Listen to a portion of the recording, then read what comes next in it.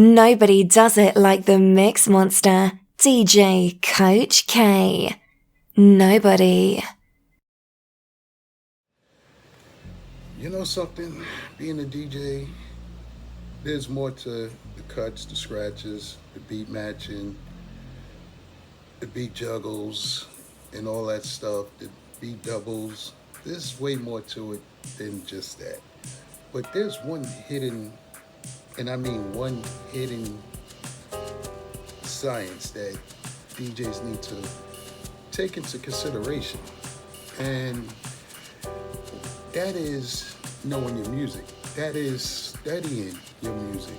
Because what I found is the better I know a song, the easier it is for me to mix into any other song.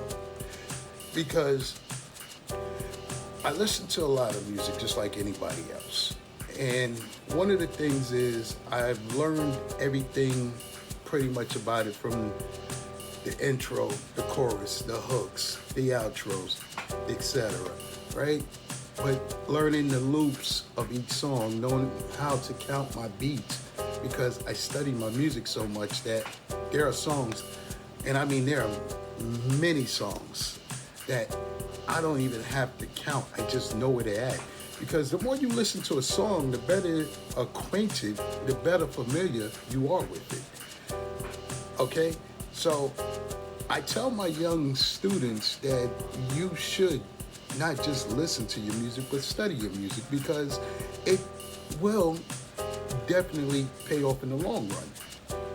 See, when I'm in places and I know, okay, I'm going from this song to that song, and that song, and yeah, that's about song selection, but I know when and where to go to get that song to work in my favor, right? Because I know the song. I study these songs that I play. And if I never heard a song before, the first thing I look for is the first 4 to 8 beats. Because that's going to tell me my story on how that song is going to operate throughout, beginning to end. And if you can figure that out, every song that you mix, it's going to become that much easier for you to mix. And you're going to find yourself in a place where it's just going to come seamless, it's going to come flawless, and then what matters, transitions, are going to be outstanding if you know when and where to do it. Because I've been to places where I'm not the DJ, rocking out with the crowd, and I can tell who understands the assignment when it comes to a transition. And most likely, they know their music. They know when they're going to do these things. Me, that's what I do. And I do it well. Because to me, transitions matter. But the reason I'm able to have flawless transitions and keep the crowd moving and keeping it smooth and staying in harmony is because of the simple thing of studying my music and knowing my music. Because if I didn't know my music, I'd be in trouble. All right?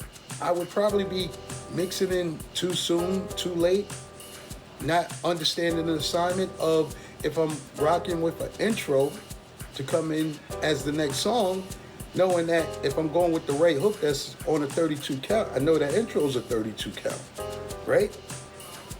It's a simple breakdown.